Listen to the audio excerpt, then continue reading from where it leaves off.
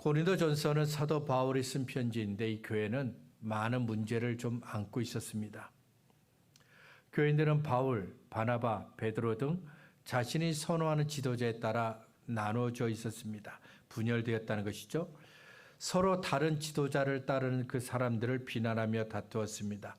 어떤 사람들은 우상 숭배에 빠졌고 예수님께서 십자가에서 죄인들을 위해 죽으신 것을 기념하는 성만찬마저도 배부르고 술 취하는 파티로 변질시켰습니다. 또 하나님께서 주신 은사를 남을 비난하거나 공격하는 데 사용하기도 했습니다. 여기에 더해 예수님의 부활을 의심하는 사람들도 있었습니다. 나아가 예수를 믿는 우리의 부활조차도 의심하는 사람들이 있었습니다.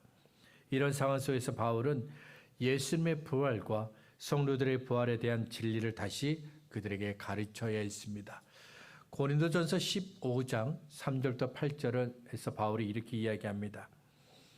내가 받은 것을 먼저 너희에게 전하였노니 이는 성경대로 그리스도께서 우리 죄를 위하여 죽으시고 장사 지낸 바 되셨다가 성경대로 사흘 만에 다시 살아나사 게바에게 보이시고 후에 12 제자에게와 그 후에 500여 형제에게 일시에 보이셨나니 그 중에 지금까지 대다수는 살아있고 어떤 사람은 잠들었으며 그 후에 야고보에게 보이셨으며 그 후에 모든 사도에게와 맨 나중에 만삭되지 못한 난자 같은 내게도 보이셨느니라.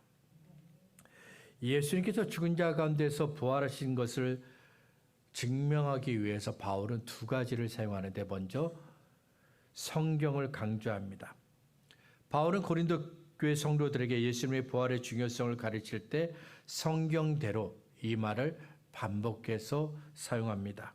이는 예수님의 부활이 하나님의 말씀에 근거한 가르침임을 분명히 하기 위해서입니다. 오래전 하나님께서 선지자를 통해 메시아의 오심과 그 사명에 대해 예언하셨습니다. 메시아가 우리 죄를 대신해 죽으실 것이라는 예언은 이미 성경에 기록되어 있었던 것입니다. 그 예언대로 예수님은 우리 모두의 죄를 대신해서 십자가에 못 박혀 죽으셨고 또한 성경에 기록된 그대로 죽은 자 가운데 다시 부활하셨습니다. 예수님의 죽음과 부활은 누군가 만든 이야기가 아닙니다. 어떤 사람들의 말처럼 예수님은 죽지 않고 기절하셨는데 그 후에 다시 깨어난 것을 보고 예수님 부활하셨다고 거짓말했다. 이런 말이 아닙니다. 예수님은 성경대로 죽으셨고 성경대로 다시 살아나셨습니다. 그리고 바울은 부활하신 예수님을 본 증인들이 있다고 말씀합니다.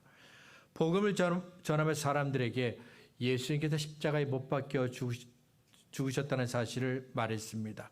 또한 십자가에서 죽으신 그 예수님이 다시 살아나셨다고 말했습니다. 그렇다면 사람들은 죽음을 이기고 살아나셨다는 그 예수님의 소식을 믿을 수 있었을까요? 바울의 아덴에서 복음을 증거할 때 창조주 하나님 곧 유일하신 하나님에 대해서 이야기합니다. 그리고 예수님과 하나님의 심판을 언급했고 예수님께서 죽으셨지만 나흘 만에 다시 살아나셨다는 것도 이야기했습니다. 그 이야기를 들은 사람들 중에 어떤 사람들은 매우 흥미를 느꼈습니다. 그래서 나중에 이 말을 다시 좀 듣기를 원합니다 했습니다. 하지만 더 많은 사람들은 죽은 자의 부활의 이야기를 듣고 조롱했습니다. 사람들의 마음속에는 죽은 사람이 다시 살아날 수 없다는 깊은 믿음이 자리 잡고 있습니다. 우리는 죽음을 슬퍼합니다. 그와 동시에 죽은 이가 다시 살아날 것이라 기대하지 않습니다. 이런 생각은 누군가 특별히 가르친 것은 아니지만 자연스럽게 우리 마음속에서 형성된 믿음입니다. 경험을 통해 반복적으로 확인되었고 증명되어 왔기 때문입니다. 이처럼 경험에 기초한 믿음을 가진 사람들에게 바울은 부활하신 예수님, 죽으셨지만 다시 살아나신 그 예수님을 본 증인들이 있다고 말씀합니다. 부활이 단지 신화나 허상이 아니며 실제로 목격된 사건임을 이야기하고 있는 것입니다. 예수님이 부활하신 모습을 처음 본 사람은 베드로입니다.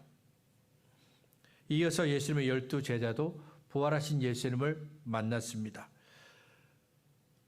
그러나 일부 사람들은 제자들의 증언에 의문을 제기합니다. 제자니까 그들은 신뢰할 만한 증인이 아니라는 겁니다. 이에 대해 바울은 또 다른 증인들을 그들에게 보여주는데 바로 500여 명의 사람들이 부활하신 예수님을 만났다라고 이야기합니다. 조금 전까지는 12명의 증언이었다면 이제는 500여 명의 증언으로 예수님의 부활을 사실이라고 뒷받침합니다. 게다가 예수님의 육신의 형제인 야고보와 또 역시 부활하신 예수님을 만났고 이 편지를 쓰고 있는 바울, 나도 부활하신 예수님을 만났다라고 이야기합니다. 안식 후 첫날 일찍이 아직 어두울 때 예수님의 무덤으로 찾아온 사람들이 있었습니다. 요한복음 20장 1절은 막달라 마리아가 무덤에 찾아왔다고 말씀하는데 마가복음 16장 1절은 야고보의 어머니 마리아와 살로메도 함께 있었다라고 말씀합니다.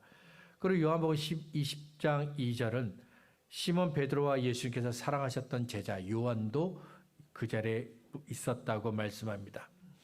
유대인의 관점에서 볼 때 무덤은 가까이에서는 안 되는 매우 부정한 장소로 여겨졌습니다. 요한복음 19장 31절을 보면 유대인들이 안식일이 되기 전에 죽은 그 시체를 치워달라고 빌라도에게 요청합니다. 이는 그들이 안식일을 거룩하게 지키기 위해서입니다. 유대인들은 하나님의 아들을 십자가에 못 박았지만 그들의 종교적 관습은 여전히 엄격하게 지키려고 했다는 겁니다. 안식일이 지난 다음 날에도 여전히 무덤은 멀리해야 합니다. 하지만 막달라 마리아를 비롯한 여인들은 예수님을 너무도 사랑했기 때문에 자신들이 부정하게 될 위험을 감수하면서 무덤을 찾았습니다. 이들의 행동은 단순히 규율을 넘어선 진심 어린 사랑과 헌신의 상징으로 볼 수 있습니다. 자, 안식 후 첫날 이른 아침 막달라 마리아를 비롯한 여인들이 무덤을 찾아왔습니다. 무덤을 향하여 가는 그들의 마음은 어땠을까요? 예수님께서 죽음을 이기시고 다시 부활하셨다는 것을 기대하며 무덤으로 가고 있었을까요? 다시 살아나신 예수님을 만난다는 그런 기대를 가지고 무덤으로 가고 있었을까요? 여인들의 손에는 죽은 사람에게 바르는 향유가 들려 있습니다. 산 사람에게 바른 향유가 아닙니다. 죽은 사람을 위해 바른 향유. 이런 그들의 마음속에 이미 예수님이 사라졌다는 것을 상징적으로 보여주는 겁니다. 여전히 그들은 예수님을 사랑합니다. 하지만 이제 그들은 예수님을 죽은 분으로 인식하고 있는 겁니다. 무덤을 향하던 그들의 발걸음은 단지 예수님의 몸에 향유를 바름으로 그분에 대한 마지막 애정을 표현하고자 했던 것입니다. 베드로와 요한 또한 무덤으로 향하며 비탄 마음 상태에 놓여 있습니다. 그들에게도 이 예수님은 이미 죽은 분입니다. 여인들과 제자들 모두 가슴속에 예수님은 더 이상 살아계시지 않습니다. 이날 무덤으로 향하던 그 시간, 비록 아침이라고 할 수 있지만 여전히 동이 트지 않아 어둠이 가득한 순간이었습니다. 그렇게 어둠이 내려앉은 그 시간, 여인들과 제자는 무덤을 향해 가고 있습니다. 아직 어두울 때라는 표현은 시간의 흐름을 나타내는 표현이기도이지만 예수님의 무덤으로 가는 그들의 마음 상태를 상징적으로 보여주는 말이기도 합니다. 이제 찬란한 빛이 넘치는 아침이 다가오고 있습니다. 비록 어둠의 잔재가 조금 남아있지만 조금만 더 있으면 하늘에서 떠오르는 아침해가 모든 어둠을 몰아낼 것입니다. 그런데도 무덤을 찾아가고 있는 여인들과 제자들의 마음은 여전히 어둠 밤에 머물러 있습니다. 그들의 주님, 예수님은 사람들의 손에 붙잡혀 혹독한 고난을 겪으셨고 저주의 십자가에서 죽음을 맞이하셨습니다. 이 상실감과 고통은 그들에게 밤의 무게를 더 짓게 했습니다. 비록 새날이 찾아왔지만 그들의 내면은 여전히 밤의 어둠 속에서 길을 잃고 방황하고 있었습니다. 무덤을 향하는 여인들의 발걸음은 무거웠고 마음엔 죄책감도 있고 슬픔도 있었습니다. 예수님, 그분 없는 세상은 깊은 어둠으로 느껴졌습니다. 하지만 이 어두운 새벽의 무거운 현실이 곧 놀라운 변화의 순간으로 이어질 것을 예상했던 사람은 아무도 없었습니다. 하지만 그 새벽에 하나님의 놀라운 일이 이미 일어나고 있었다는 겁니다. 11절부터 16절 말씀을 보겠습니다. 마리아는 무덤 밖에 서서 울고 있더니 울면서 구부려 무덤 안을 들여다보니 흰옷 입은 두 천사가 예수의 시체 누웠던 곳에 하나는 머리편에 하나는 발편에 앉았더라. 천사들이 이르되 여자여 어찌하여 우느냐 이르되 사람들이 내 주름을 옮겨다가 어디 두었는지 내가 알지 못함이니이다.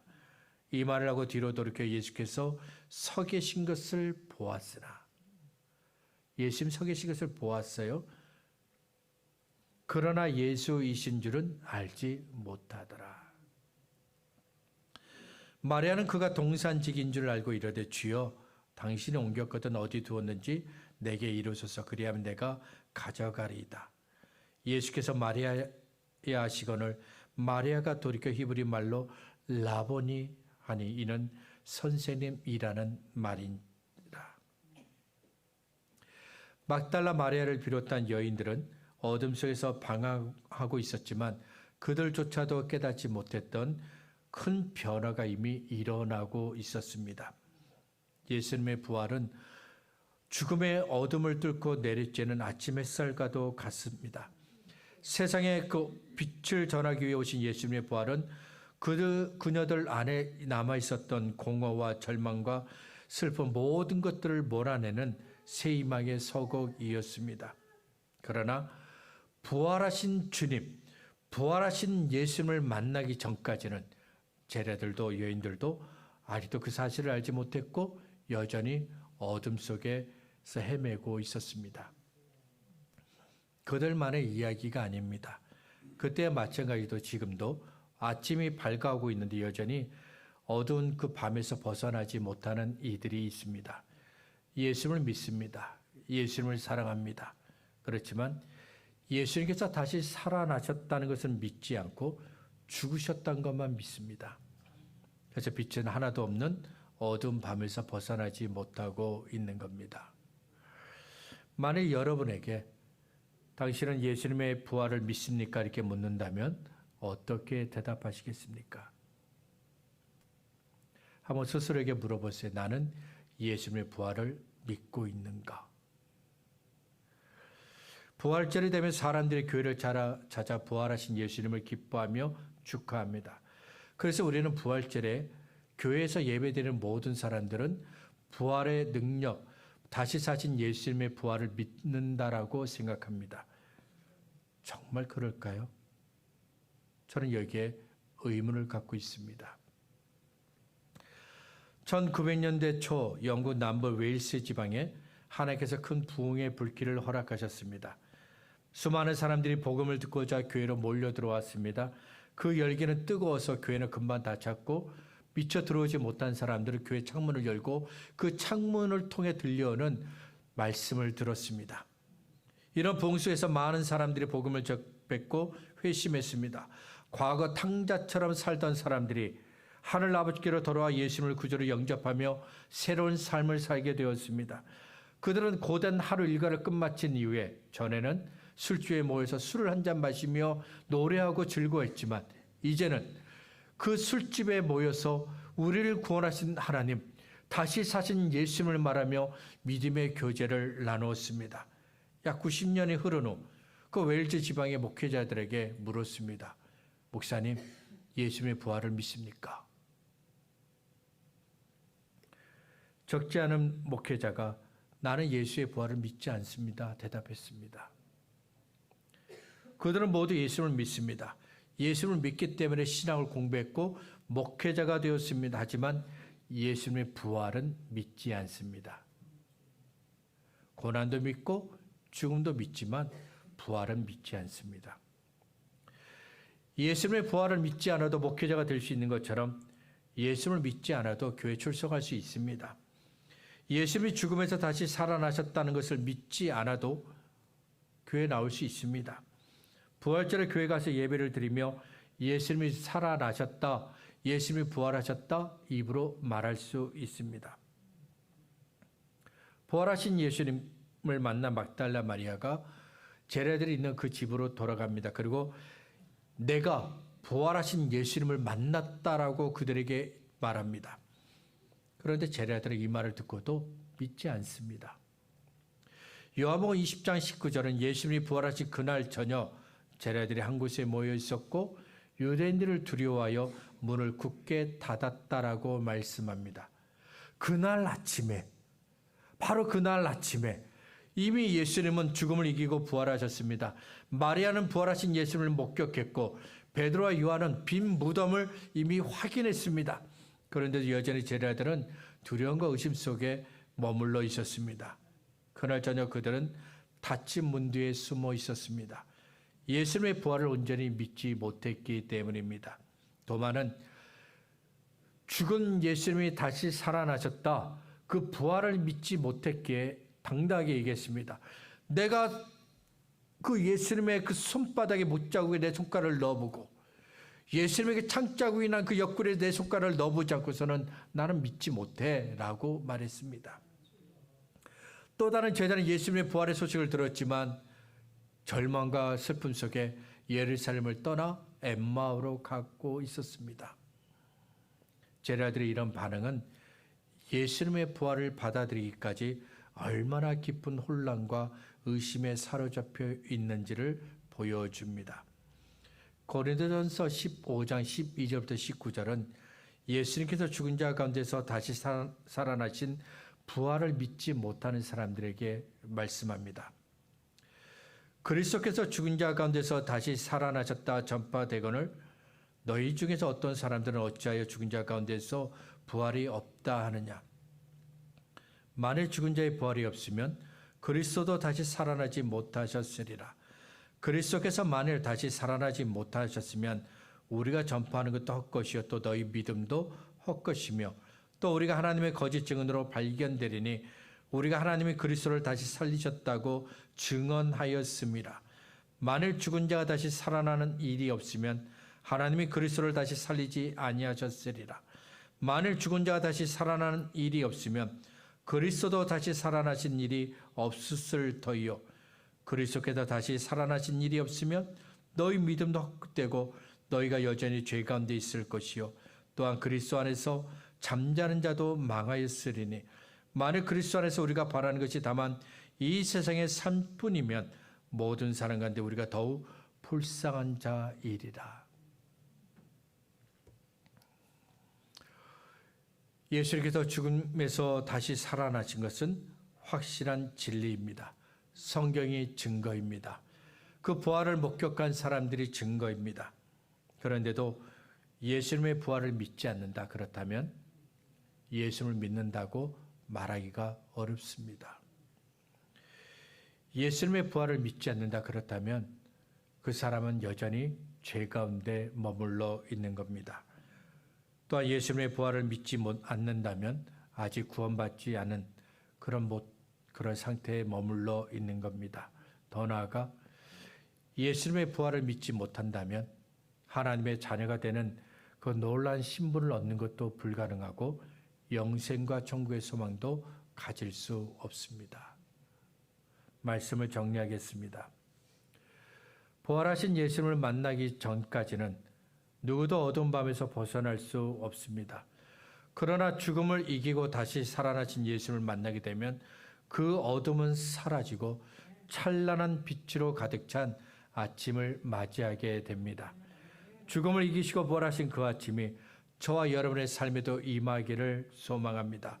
어둠과 슬픔, 죄의 두려움은 다 사라지고 그 자리를 부활하신 예수님의 빛과 소망이 가득 채워지는 아침이 저와 여러분에게 가득 채워지기를 원합니다. 매일의 삶에서 어둠이 물러가고 찬란한 부활의 빛으로 충만한 부활의 아침이 저와 여러분에게 날마다 있기를 소원합니다.